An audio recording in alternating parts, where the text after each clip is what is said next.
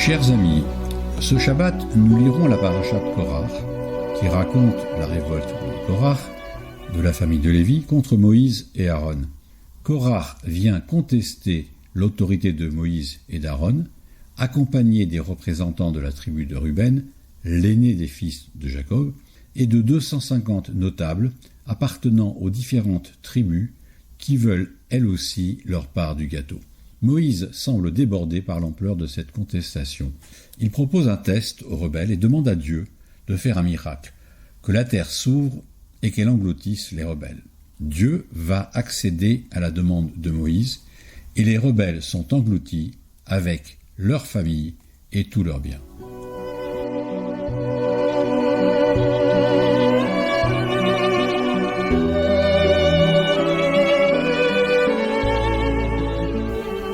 Lorsque nous lisons l'histoire de Korach, notre attention se concentre sur les rebelles.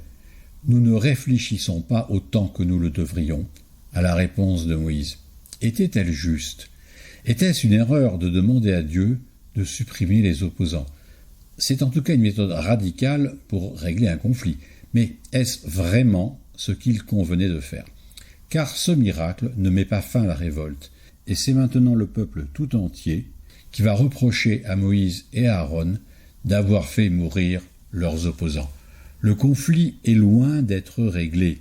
Dieu est excédé par cette nouvelle contestation et il provoque une plaie qui va entraîner la mort de 14 700 hommes.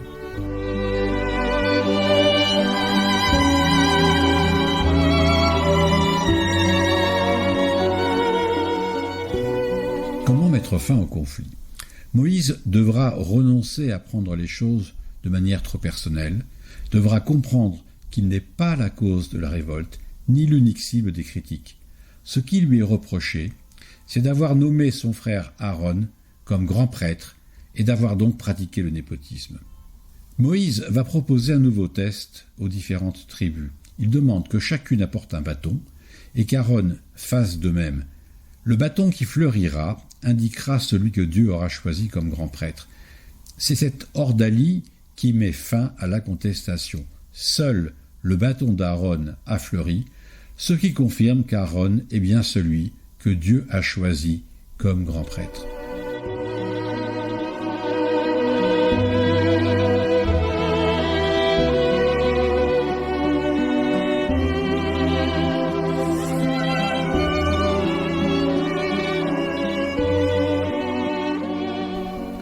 Une leçon pour nous aujourd'hui.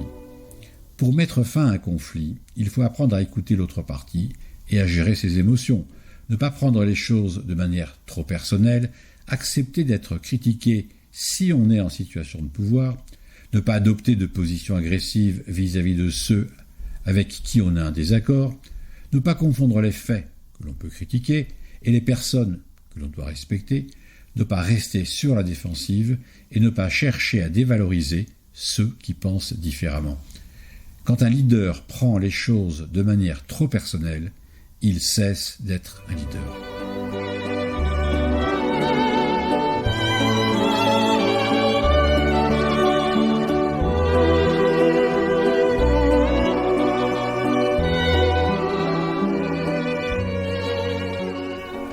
Le point de vue des Lévim. Mettons-nous un instant à la place des Lévim.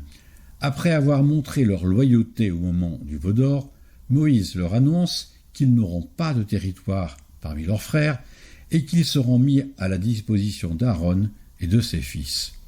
Leur tâche principale, sous l'autorité d'Éléazar, le fils d'Aaron, est de garder l'entrée du Mishkan.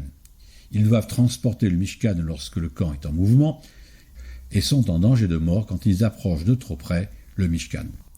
Et si ce changement avait été vécu comme un déclassement social, parce que ces tâches étaient considérées comme serviles et subalternes, peut-on estimer qu'une distinction qui ne prend pas en compte les besoins économiques et l'indépendance financière des Lévim soit une promotion?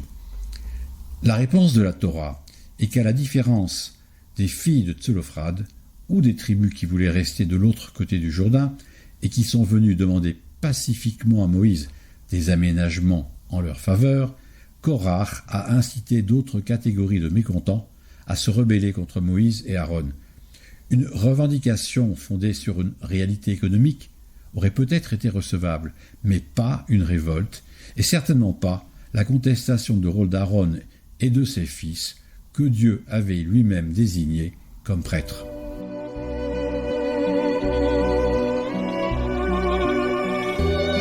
La réconciliation. Après que les rebelles ont été punis et que Dieu a confirmé le choix d'Aaron comme grand prêtre, les Lévi'im se soumettent. Dieu pardonne et leur accorde la dîme et 48 villes entourées de terres agricoles qui devront leur être rétrocédées du territoire de chaque tribu. En conclusion, Dieu accepte d'amender la loi lorsque des arguments solides sont apportés. Dieu accorde un second Pessah à ceux qui étaient impurs lors du premier Pessah. Dieu accepte que les filles de Tsolophrad héritent bien qu'elles n'aient pas de frères.